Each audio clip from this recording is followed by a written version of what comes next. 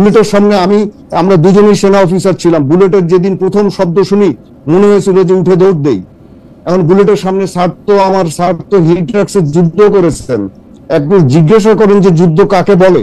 সেইখানে এই বাচ্চা ছেলেগুলা, আমরা এই যে যারা তরুণ যুবকরা এমনকি মেয়েরা ছিল, তারা বুলেটের সামনে দাঁড়িয়েছে। ঢাকায় আমার বাসার উপর দিয়ে র্যাবের হেলিকপ্টার উড়ে যেত আর গুলি করতো আমি শুনেছি, স্টান গ্রেনেড মারতো আমি শুনেছি। এই বাচ্চাগুলাকে এই 5ই আগস্টের পর তারা যে ট্রমাটা দেখেছে, নিজের সামনে তারা মরে যেতে দেখেছে মানুষকে, ছোট ছোট বাচ্চা, আপনি শিশু 182 জনের মতো নিহত হয়েছে। তাদের কষ্টটা কি আপনারা বোঝেন? এই লোকগুলা বোঝে যারা হুজুগ ছড়ায় এই বাচ্চাগুলোকে এমনি তো ট্রমার মধ্যে আছে, পাগল বানিয়ে দিচ্ছে।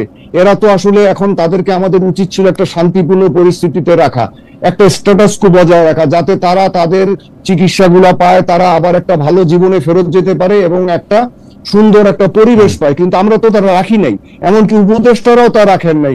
এক একজন উপদেষ্টা এক এক রকম কাজ করছেন। আপনি স্বরাষ্ট্র উপদেষ্টার কথাই বলেন, তিনিও তো সেনা অফিসার, লেফটেন্যান্ট জেনারেল, আমি তার সমালোচনা করছি, এখন কি বলবেন? তিনি আমার অনেক সিনিয়র, এই স্যারেরও সিনিয়র। ফার্স্ট শর্ট কোর্সের উনি, আমি 13 কোর্সের। উনি তো একজন অথর্ব। উনি ঢাকা শহর, চিটাগাং শহর, কোন শহরে কোনো ট্রাফিক নিয়ন্ত্রণ নাই, কোনো কিছু নাই, আইন শৃঙ্খলার কোনো বিষয় নাই, কোনো কিছুতেই পারছেন না।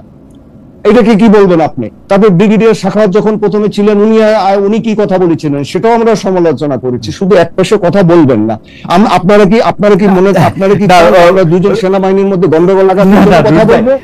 আমার মনে হয় যে আপনি কেন, তার কারণ আমরা একটু মুভ অন করি, কারণ মানুষ, তার দর্শকদের কথা বলেছেন।